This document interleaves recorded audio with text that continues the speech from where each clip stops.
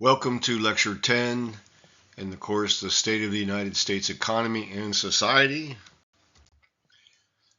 Lecture 10 is on land and real estate sectors. In order to live, work, and play, we all need access to land, even that form of land or natural asset we call water. We also live, work, and play on and under our rivers, streams, lakes, and oceans. Almost every location on the planet, and of course within the borders of the United States, has some potential annual rental value. When privatized, market forces capitalize this rental value of any location into a selling price. Our system of law allows, even encourages, the hoarding of land and natural resources, with severe consequences to our economy and a large segment of our population. One of the few efforts by the U.S. government to calculate the value of the land in the United States was completed in 2015 by William Larson at the Bureau of Economic Analysis. The report stated, estimates suggest that this 1.89 billion acres of land are collectively worth approximately $23 trillion in 2009 current prices, with 24% of the land area and $1.8 trillion of the value held by the federal government. More recent estimates for privately owned land in the lower 48 states have suggested values as high as $33 trillion, with federal land accounting for about 24% of total land area. Coming up with an estimate of the aggregate value of the land area of the United States is extremely difficult. Land in towns and cities is valued by the square foot, in suburban and nearby rural communities by the acre. Huge parts of the nation's land are valued based on timber, fertility, or agriculture, or the grazing of animals, fish stocks, or subsurface minerals. And as the technology to capture renewable energy advances, the amount of sunlight and wind. Another important factor is that land markets experience cycles of boom and bust. Agricultural land rents and their capitalized prices rise and fall in response to changes in global output of agricultural products, and the cost of borrowing from banks, and the availability and cost of farm labor, and how the consequences of climate change. Towns and cities also experience almost continuous changes in the potential rental value of locations.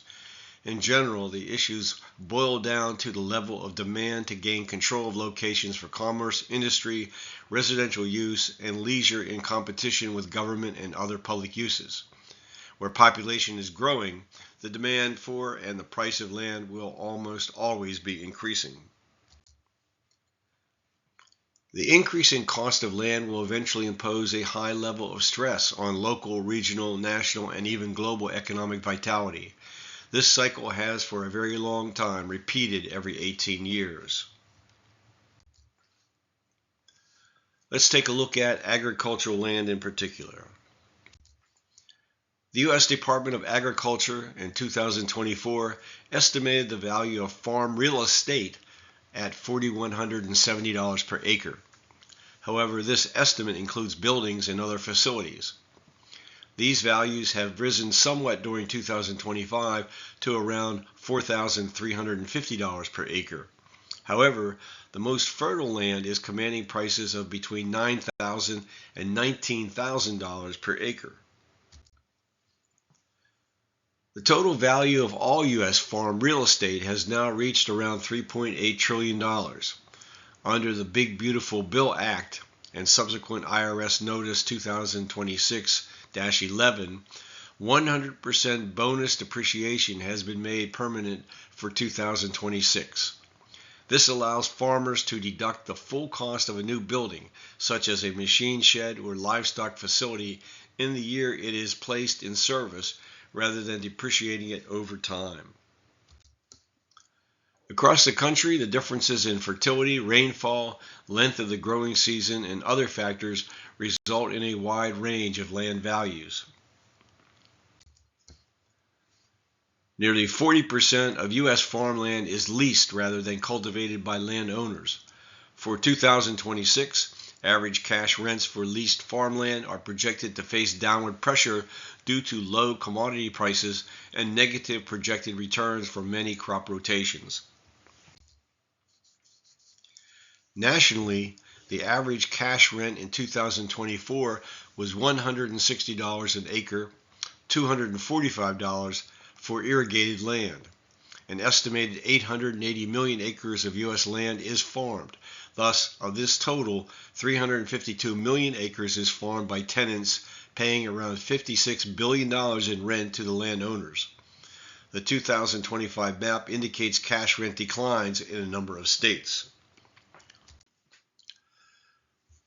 A USDA report in 2023 indicated that foreign individuals and entities had a stake in about 40 million acres of U.S. farm and forest land at the end of 2021, about 3.1% of privately held farm and forest land.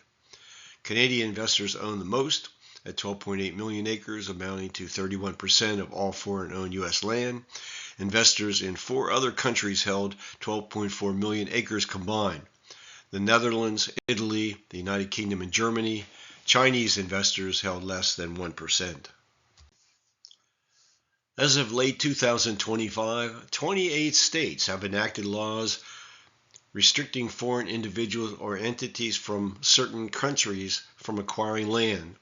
The USDA National Farm Security Action Plan, launched in 2025, seeks to, quote, claw back land held by hostile foreign adversaries and has modernized reporting via a new AFIDA online portal to track transactions more accurately.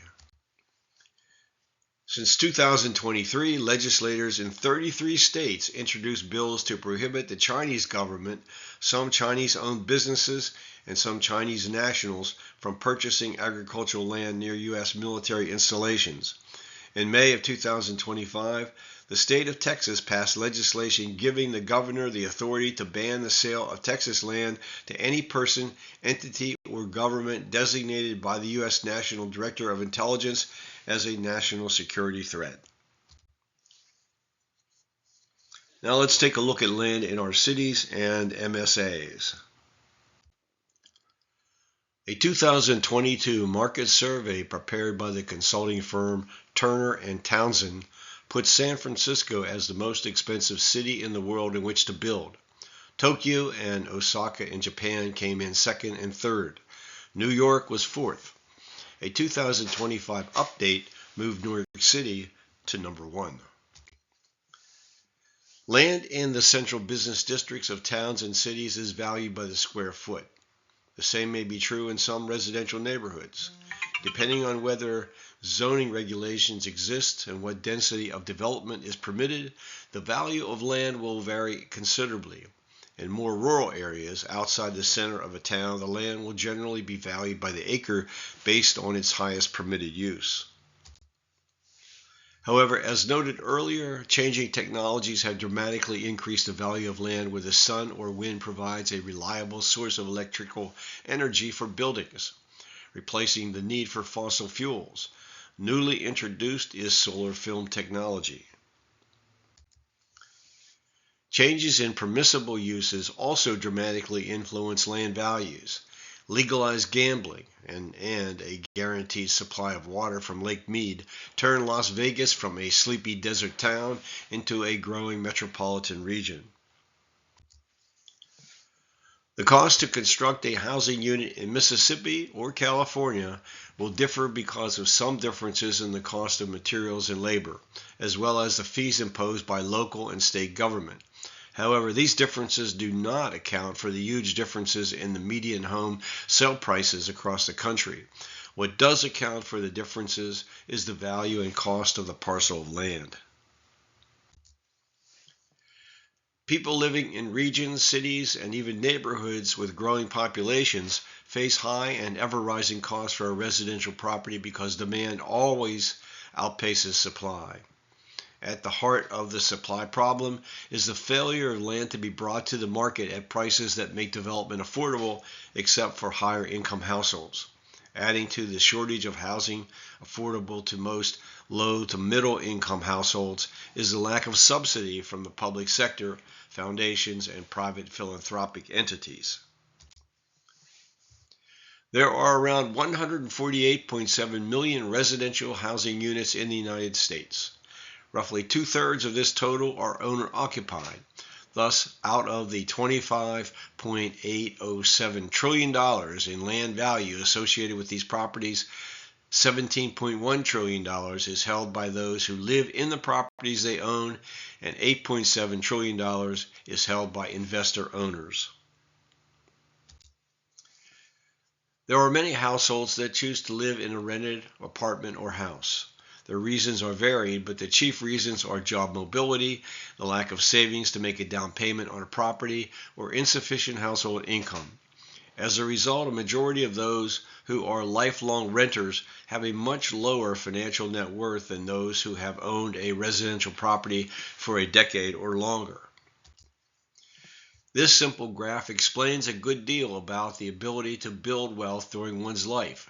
Those who have sufficient income to qualify for the purchase of a residential property are also likely to have sufficient income to save and invest in financial assets. A 2022 report by the Federal Reserve Board stated, the 2019-2022 growth in median net worth was the largest three-year increase over the history of the modern survey of consumer finances, more than double the next largest one on record. Of course, this increase in net worth for existing property owners translates into a higher cost of housing for all others and a large component in general price increases, as businesses pass on rising costs of leasing land and buildings. Data from the Federal Reserve Survey of Consumer Finances also shows the distribution of net worth by age bracket. What might be the reasons that those age 75 and over are experiencing slower growth in their net worth than those 65 to 74? One part of the answer is the increased likelihood of a person age 75 and older being alone and no longer having their former partner's pension income and Social Security benefits. Only 14% of adults age 75 and older who live alone can afford a daily home health aid visit after paying for housing and other living costs. Fewer still can afford an assisted living facility in their area. Does renting ever make sense if one can afford to own? As shown, owning a residential property eventually repays the owner for much of the cost of ownership incurred over the years of ownership and occupancy.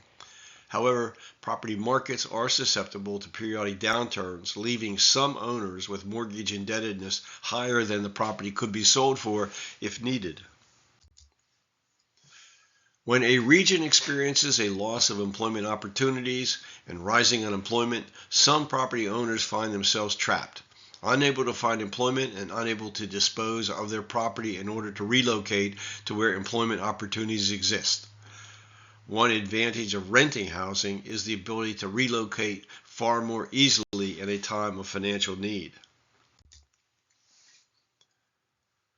As of early 2026, California cities continue to dominate the list of most expensive rental markets, with San Jose and San Francisco metro areas leading the nation. High demand from tech and AI sectors, coupled with severe supply constraints, has pushed average rents in these regions to record levels. They are followed by San Diego, Boston, New York, and Los Angeles. New York City's rent for a one-bedroom apartment is the highest in the nation. There are a number of cities across the U.S. where homeowners are in the minority. These include Hartford, Connecticut, where 3 in 4 are renters. Hartford is followed by Elizabeth, New Jersey, Paterson, New Jersey, New Haven, Connecticut, and Newark, New Jersey.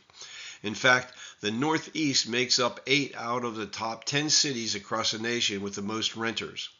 The 2 outside of the East Coast are Miami, Florida, and College Station, Texas. The city of Chicago is one market where the demographics and economics have improved for renters. Chicago's population has been declining for quite a few years, and in 2023 it fell to its lowest point since 1920. Just since 2014, the city has lost nearly 130,000 residents. Despite the outflow of residents, rents for apartments in the city had continued to climb, although still much lower than most other large U.S. cities. Now let's take a look at the private equity firms and their role as landlords. Economists at the Federal Reserve Bank of Philadelphia released a paper in the third quarter of 2018 titled Investing in Elm Street: What Happens When Firms Buy Up Houses. Among their key findings, in some cities, investors have bought more than a quarter of the houses sold since the early 2000s, far more than the less than 5% purchased by investors prior to the crisis. Meanwhile, the growing proportion of single-family houses being turned into rentals comes amid a steady decline in the nation's homeownership rate since the mortgage crisis. Institutional investors can easily outcompete ordinary families looking to buy a home. Such crowding out may exacerbate wealth inequality by robbing families of their chance to accumulate home equity, a form of wealth building that historically has been a mainstay of middle-class well-being and financial security. When investor purchases raise local house prices, it benefits older and richer people because they are more likely to own their homes, while younger and poor people get priced out. Corporations own some 10% of all U.S. apartment units, approximately 2.2 million units, and around 10% of single-family homes. Toward 2025, 1 out of 4 real estate transactions involved an investor, whether corporate or individuals.